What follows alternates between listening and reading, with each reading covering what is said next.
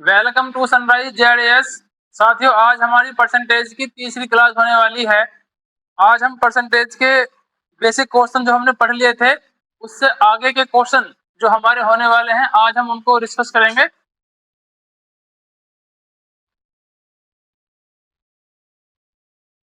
जो हमारा क्वेश्चन होने वाला है आज का, हमारा टाइप है जनसंख्या पर आधारित प्रश्न। देखिए, जो जनसंख्या पर आधारित प्रश्न होते हैं, जो जनसंख्या पर आधारित प्रश्न होते हैं, इन क्वेश्चन में होता क्या है, सबसे पहले तो आप इसको समझना। इन क्वेश्चन में देता क्या है कि जो हमारी जनसंख्या होती है वो एक साल पहले की दे देगा या एक साल बाद हमसे पूछ लेगा। तो वो बेसिकली क्वेश्चन में हमको जनसंख्या देता है। और जब भी जनसंख्या वाला क्वेश्चन आपसे पूछा जाए, क्या बोले, जब भी जनसंख्या वाला क्वेश्चन आपसे एग्जाम हॉल में पूछा जाए, आप इसको हमेशा और हमेशा रेशो मेथड से ही करेंगे, क्योंकि रेशो मेथड ही इस क्वेश्चन के लिए सबसे बेस्ट मेथड माना जाता है। तो चलिए आज का हम सवाल अपना स्टार्ट करते हैं। जो आज का हमारा सवाल स्टार्ट होने वाला है वो ये है कि एक शहर की जनसंख्या में 5% की वार्षिक वृद्धि होती है। एक शहर की जनसंख्या में 5% की वार्षिक दर से वृद्धि होती है। यदि शहर की जनसंख्या इतनी है तो 2 वर्ष बाद, इसको अंडरलाइन करेंगे, 2 वर्ष बाद जनसंख्या कितनी होगी। देखिए, आप बहुत अच्छे जानते हैं, हमने बताया भी था, 5% की जो फ्रैक्शन होती है, जो हमारी 5% की फ्रैक्शन होती है, जो 5% होता है वो फ्रैक्शन में कितना होता है, 1/20 होता है। जो हमारा 5% होता है वो फ्रैक्शन में कितना होता है, 1/20। यानी कि 1/20 है। उसने क्या कहा है हमसे, एक शहर की जनसंख्या में 5% की वार्षिक दर से वृद्धि होती है। यानी कि अगर किसी शहर की जनसंख्या अब जो है 20 है, 1 वर्ष बाद वो एक ज्यादा कितनी हो जाएगी, यानी कि 20 से कितनी हो जाएगी, 21 हो जाएगी, यानी कि 20 से एक ज्यादा हो जाएगी। तो हम समझेंगे इसको, यानी कि जो हमारी जनसंख्या है अगर वो अब 20 है तो 20 से एक ज्यादा यानी कितनी हो जाएगी, 21 हो जाएगी। और ऐसा कब तक होगा, 2 साल तक होगा। यानी कि दूसरे वर्ष भी हमारी जनसंख्या अगर पहले 20 थी तो फिर कितनी हो जाएगी, 21 हो जाएगी। देखो यहाँ पर 21 आया है 2 बार। अगर हम 20 की 20 से मल्टीप्लाई करेंगे तो हमारा आ जाएगा 400, और 21 की 21 में अगर हम मल्टीप्लाई करेंगे तो हमारा आता है 441। देखिए यहाँ पर हमारा 21 आया हुआ है, जो हमारा 21 बनता है वो हमेशा और हमेशा 3 और 7 के मल्टीपल से बनता है। यानी कि जो हमारा आंसर होगा वो भी 3 और 7 का मल्टीपल ही होगा। अब आप चेक करो 3 और 7 का मल्टीपल कौन सा है इसमें। देखिए, जो हमारा 3 का जो मल्टीपल हम चेक करेंगे, जो हमारा 3 का डिविजिबिलिटी रूल क्या कहता है कि अगर अंकों का सम, अगर अंकों का सम 3 से डिवाइड हो जाता है तो वो नंबर भी हमारा 3 से पूरा पूरा डिवाइड होगा। देखिए 7 और 8, क्या 7 और 8 क्या 8 से 3 से डिवाइड होता है, नहीं होता, तो ये भी हमारा आंसर नहीं होगा। इसको चेक करो, 7 और 7 14, 14 भी हमारा 3 से विभाजित नहीं होता, तो ये भी हमारा आंसर नहीं है। इसको चेक करो, 7 7 और 8 से 14, 14 4 18, 18 हमारा 3 से डिवाइड होता है। इसको चेक करो, 7 और 7 14 और 15, 15 भी हमारा 3 से डिवाइड होता है। यानी कि जो हमारा आंसर आने वाला है वो इन दोनों में से ही कोई एक आंसर होगा। 2 आंसर हमने एलिमिनेट कर दिए। अब देखते हैं हम इसको। उसने कहा है कि यदि शहर की जनसंख्या 16,000 है, यानी कि जो शहर की जनसंख्या है वो कितनी है, हमारे हिसाब से कितनी है, वो 400 है। उसने कितनी दी हुई है, 16,000 दी हुई है। तो एक पार्ट की वैल्यू कितनी आ जाएगी हमारी, 400 से डिवाइड कर देंगे। तो ऐसे ही 441 की वैल्यू कितनी हो जाएगी, 0 से 0 चले जाएंगे, 4 से ये 4 बार चला जाएगा, 4 की इसमें मल्टीप्लाई करेंगे, 4 1 जा 4, 4 4 जा 16 का 6, 4 4 जा 16 और 1 17। यानी कि 2 साल बाद जो हमारी जनसंख्या हो जाएगी वो कितनी हो जाएगी, 17,640 हो जाएगी, जो कि होने वाला है आंसर नंबर, ऑप्शन नंबर हमारा डी बिल्कुल सही जवाब होगा। एक बार फिर से चेक करते हैं। एक शहर की जनसंख्या में 5% की वार्षिक दर से वृद्धि होती है। यदि शहर की जनसंख्या 16,000 है तो 2 वर्ष बाद जनसंख्या कितनी होगी? देखो ध्यान से सुनो। 5% की जो हमारी फ्रैक्शन में वैल्यू होती है वो होती है 1/20।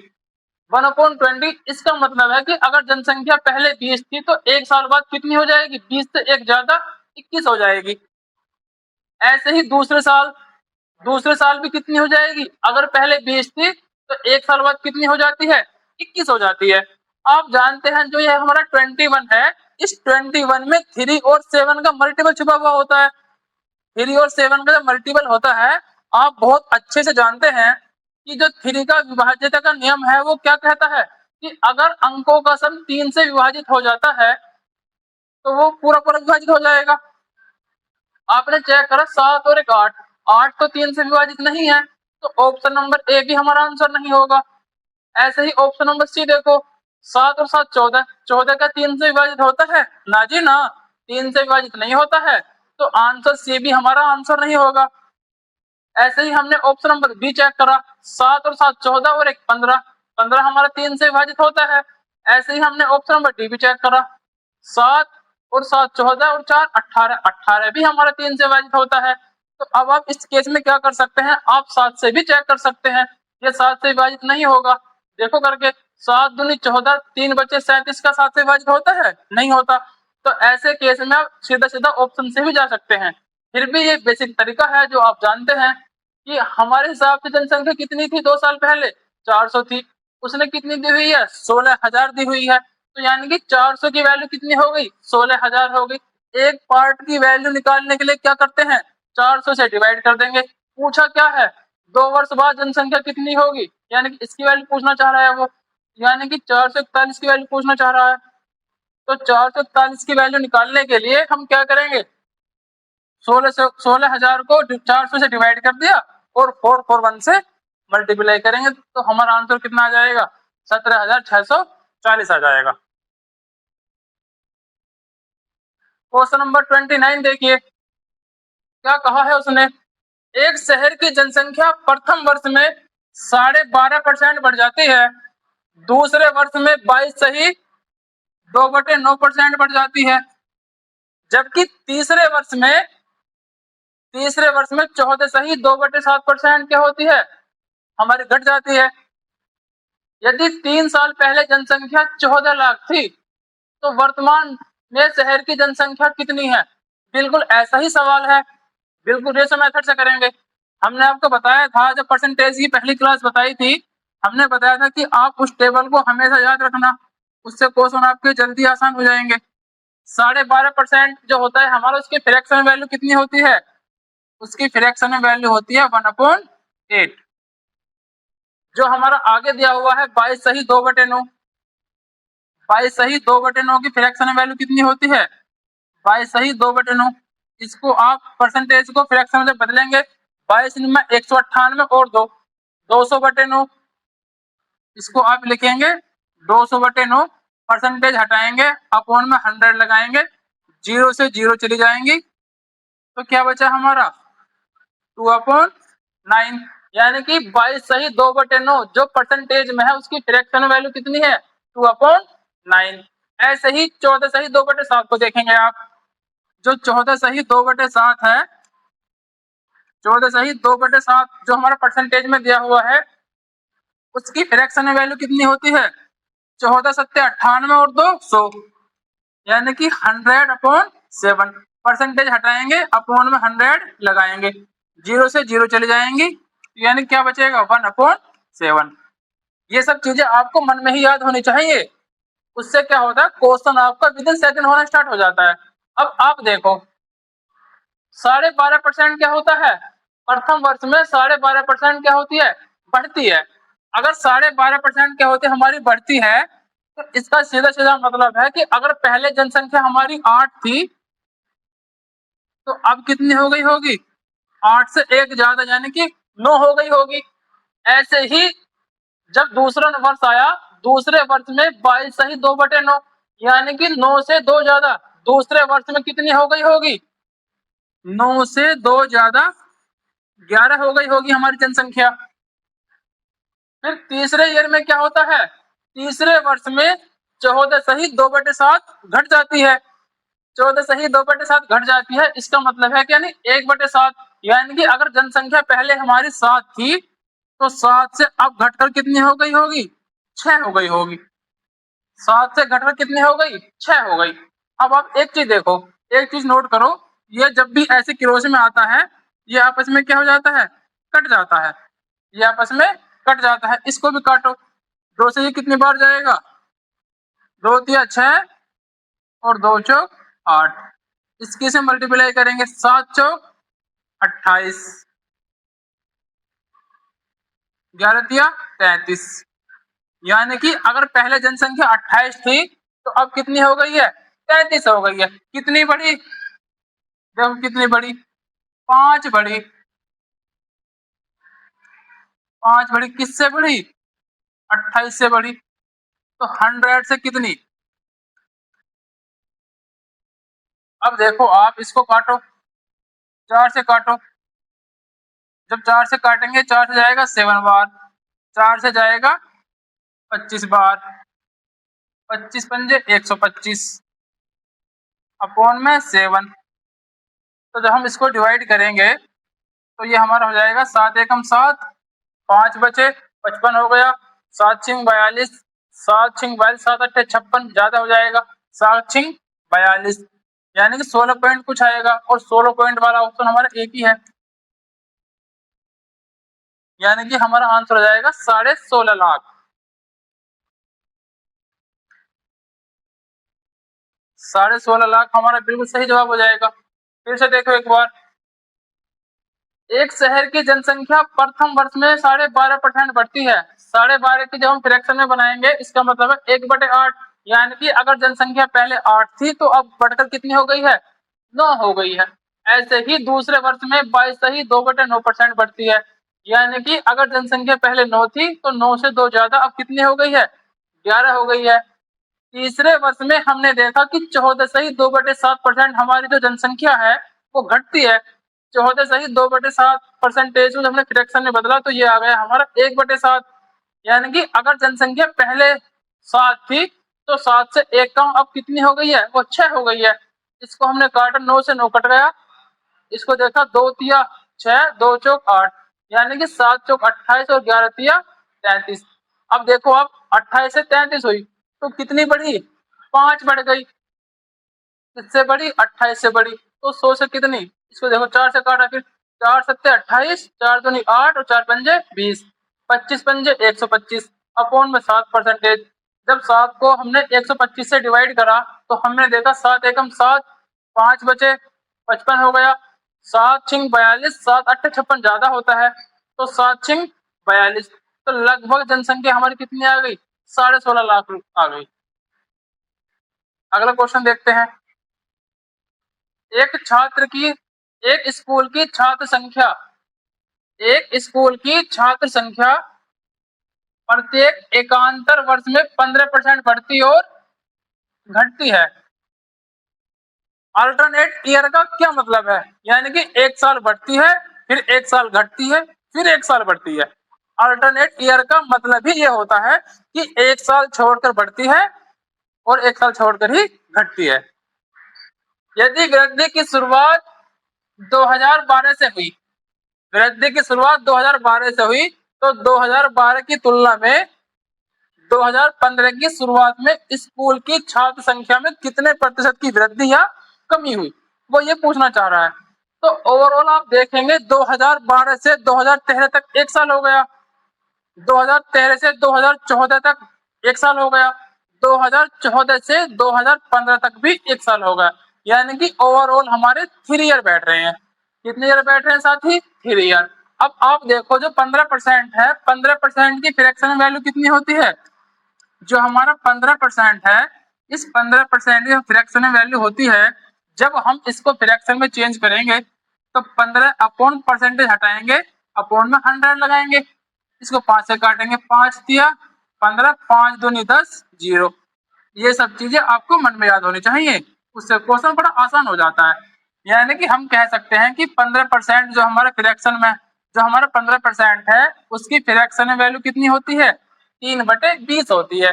अब आप देखो उसने क्या कहा है क्वेश्चन के अंदर कि एक स्कूल की छात्र संख्या प्रत्येक एकांतर वर्ष में 15% बढ़ती और घटती है। यानी कि जब 2012 से स्टार्ट हुई होंगी चीजें तो 2012 में क्या हुआ, पहले बड़ी होगी, बड़ी कितनी होगी, 20 से बढ़कर 3 बड़ी होगी। यानी कि 20 से कितनी हुई होगी, 20 से बढ़कर कितनी हो गई होगी, 20 से बढ़कर 23 हो गई होगी। ये तो कहा है ना उसने कि पहले 15% बढ़ती और घटती है। फिर जैसे ही दूसरा ईयर आया होगा तो 20 से 3 कम यानी कितनी हो गई होगी, 20 से 3 कम 17 हो गई होगी। यानी कि दूसरे ईयर में 20 से 3 कम 17 हो गई होगी। फिर जैसे ही तीसरा वर्ष आया होगा फिर 20 से बढ़कर कितनी हो गई होगी, फिर 20 से बढ़कर 23 हो गई होगी। तो जब आप इसको सोल्व करेंगे इसकी मल्टीप्लाई करेंगे, ये हो जाएगा हमारा 8000। 23 की मल्टीप्लाई 23 में करेंगे तो कितना होता है, 529 होता है। जब 529 की मल्टीप्लाई आप 17 से करोगे, 17 निम्मा 153, हाथ से लगेंगे 15, 17 दूनी 34, 34 और 15, 34 और 10 44, 5 49, 49 का 9, हाथ से लगे 4, 17 दूनी 34 और 4 38, 17 दूनी 34 और फिर से चेक करते हैं एक बार मल्टीप्लाई, 17 निम्मा 153, हाथ से लगे 15, 17 दूनी 34 और 15, 34 और 10 44, 44 और 5 59 का 9, हाथ से लगे 5, 17 पंजे 85। यहाँ पर सिली मिस्टेक हुई है, आप भी थोड़ा सा ध्यान रखा करो, ऐसी सिली मिस्टेक एग्जाम में बहुत होती है। एग्जाम हॉल में जो एग्जाम का प्रेशर होता है ना वो मिस्टेक करा देता है। 17 निम्मा 153, कैरी को 15, 17 दूनी 34, 34 और 15 49 का 9, हाथ से लगे 4, 17 पंजे 85 और 4 89। जब आप इसकी मल्टीप्लाई अच्छे से करेंगे तो कितना आ जाएगा, 8993। अब आप एक कंक्लूजन निकालो यहाँ से, आपने देखा है कि एकांतर वर्ष में 15% बढ़ती और घटती है। तो उसने जो हमसे पूछा है वो ये पूछा कि ओवरऑल हमें हमें हमारी वृद्धि हुई है या कमी हुई है, या कितने परसेंट की कमी या वृद्धि हुई है। आप यहाँ से कंक्लूजन निकाल लो, 8000 थी, 8000 से बढ़कर कितनी हुई है, 8993 हुई है। तो यहाँ से आपको क्लियर दिखाई दे रहा है कि जो हमारी जो जनसंख्या है वो बढ़ी है। जब जनसंख्या हमारी बढ़ी है तो ये जितने भी कमी वाले ऑप्शन हैं, ये जितने भी कमी वाले ऑप्शन हैं, ये जितने भी कमी वाले ऑप्शन हैं,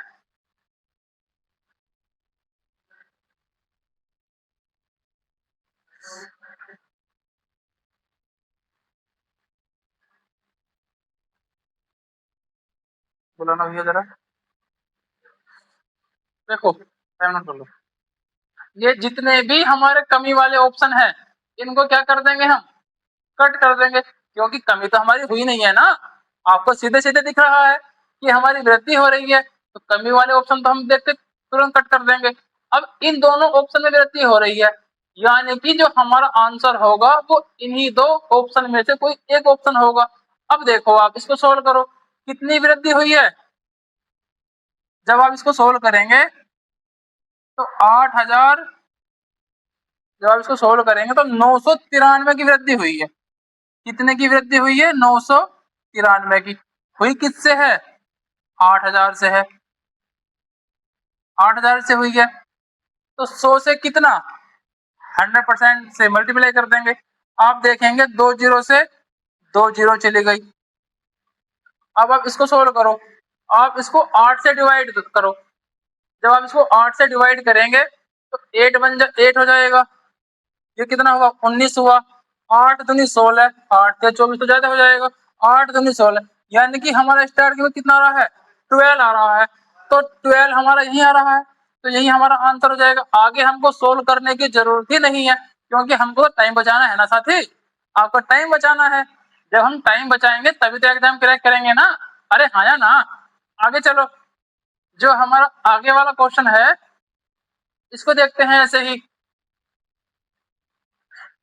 देखिए क्वेश्चन नंबर 21 हम सॉरी क्वेश्चन नंबर 31 हमारा क्या कहता है, क्वेश्चन नंबर 31 हमारा कहता है कि कोरोना वायरस के कारण एक गांव की 5% जनसंख्या, ध्यान से सुनो क्वेश्चन को, कोरोना वायरस के कारण एक गांव की जनसंख्या 5% जनसंख्या की मृत्यु हो गई। यानी कि कोई गांव था, उस गांव की जो 5% जनसंख्या थी ना, वो कोरोना वायरस के कारण क्या हो गई, उसकी मृत्यु हो गई है। तो शेष में से, यानी कि जो जनसंख्या बची हुई है, शेष में से 20% भय के कारण भाग गए। यानी कि क्वेश्चन को फिर से ध्यान से पढ़ो। कोई गांव था, किसी गांव की जो जनसंख्या थी ना, उस गांव की जनसंख्या 5% जनसंख्या की कोविड के कारण क्या हो गई, मृत्यु हो गई है। तो जो जनसंख्या बची, उस बची हुई जनसंख्या में से भी 20% जो जनसंख्या थी वो भय के कारण भाग गई। यदि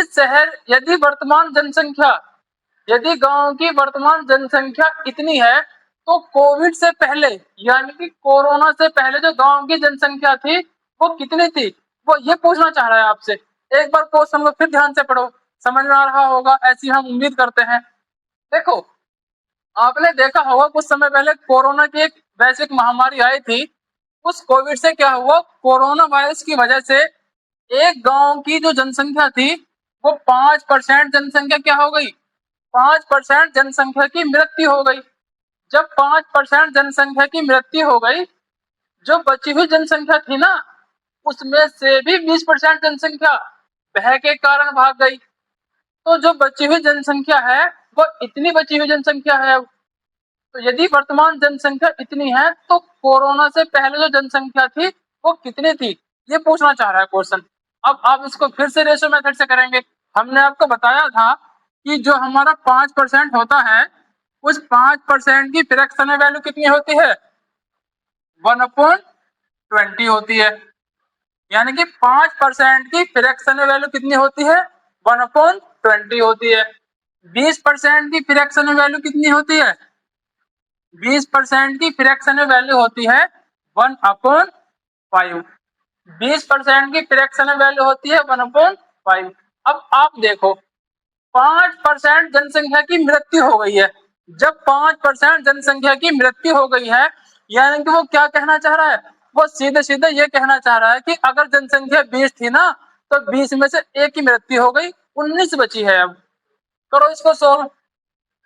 यानी कि जनसंख्या अगर पहले 20 थी, 20 में से एक की मृत्यु हो गई, बची कितनी, 19 बची है। ऐसे ही अगर 20% जनसंख्या भाग गई है डर के कारण, अगर 5 लोग थे, 5 में से एक भाग गया, तो कितने बचे, 4 बचे होंगे। बस, अब आपको कुछ करने की जरूरत ही नहीं है, क्वेश्चन बिल्कुल आसान हो जाएगा।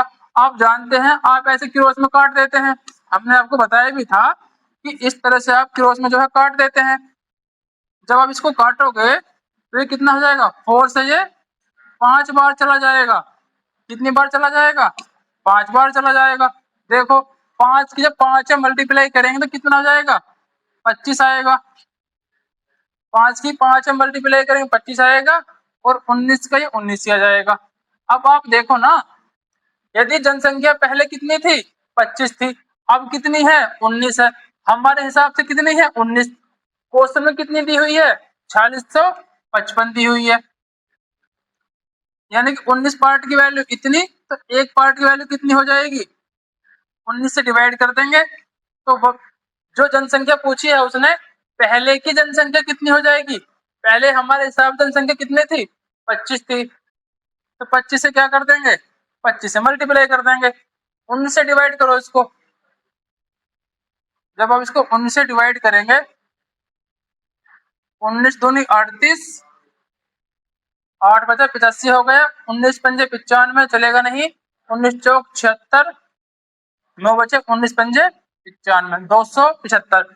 25 पंजे 125, हासिल को 12, 25 सत्ते 175, 75 175 और 12 187, 187 का 7, हासिल है 18, 25 दूनी 50 और 18 68। यानी कि जो जनसंख्या थी हमारी, देखो कहीं कैलकुलेशन मिस्टेक हुई होगी। 19 से डिवाइड करा हमने, 19 दूनी 38, 38 तो कितना बचा हमारा, 8 बचा 85 हो गया। 19 सत्ते 19 पंजे 95, 19 चौक 76, ये 4 हो जाएगा। 19 चौक 76, शुरू से देखो एक बार कैलकुलेशन, कहीं मिस्टेक हुई है इसमें। 19 पार्ट की वैल्यू कितनी है? 4665। एक पार्ट की वैल्यू निकालने के लिए क्या कर देंगे? डिवाइड कर देंगे। और पूछा क्या है हमसे? 25 पार्ट की वैल्यू, उससे मल्टीप्लाई कर देंगे। डिवाइड करो, 19 दूनी 38, 8 हो गया। 19 दूनी 38, ये 5 है, 4655। 4655 अपॉन 19 मल्टीप्लाई 25। देखो 19 दूनी 38, तो कितना बचा? 8 हो गया, 85 हो गया। 19 चौक 76, 19 से 4 बार जाएगा।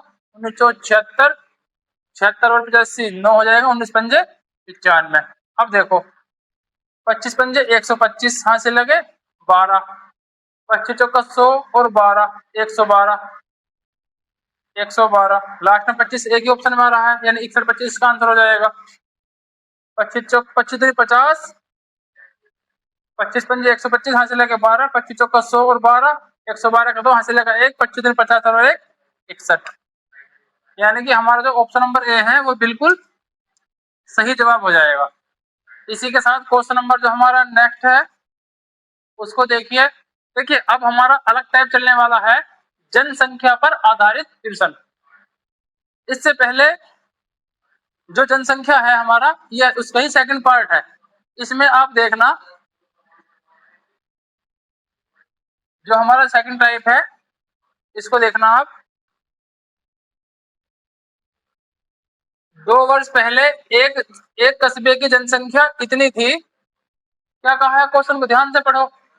2 वर्ष पहले एक कस्बे की जनसंख्या कितनी थी? कितनी थी?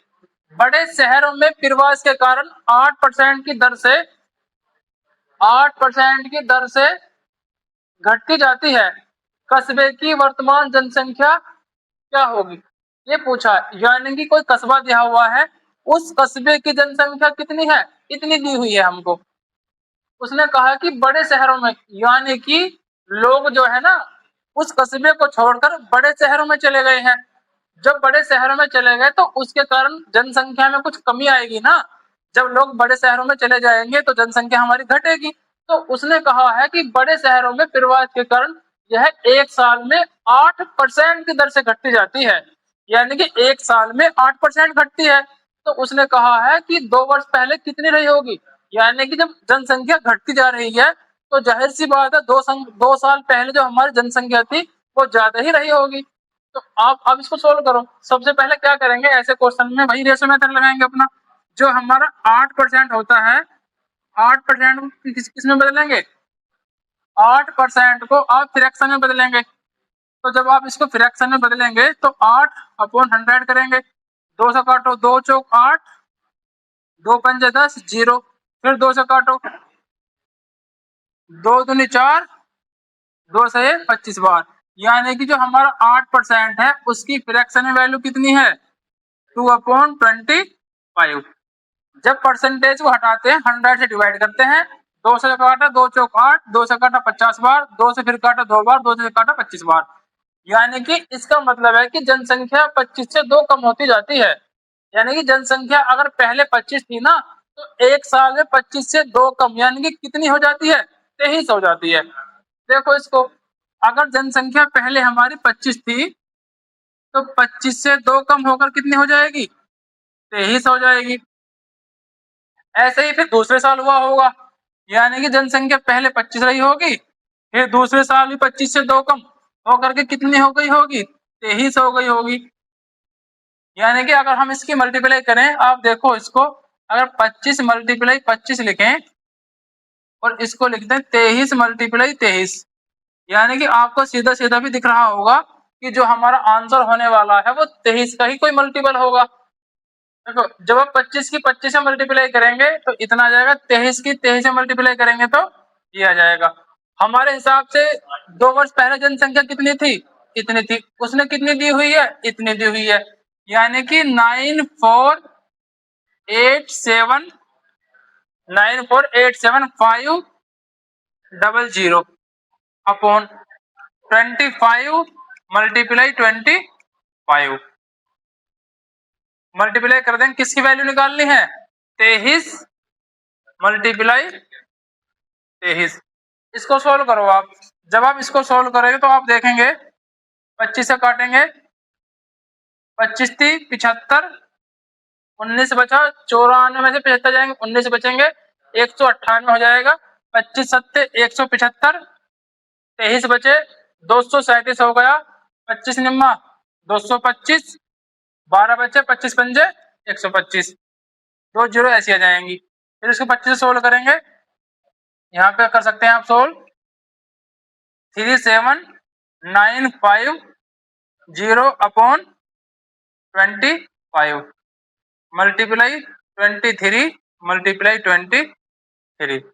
इसको सोल्व करेंगे आप 25 एकम 25 हासिल लगे 12 129 हो गया, 25 पंजे 125, 25 पंजे 125, 4 बजे 45 हो गया, 25 एकम 25, 20 बचा, 25 अट्ठे 200 और 0 ये आ जाएगा।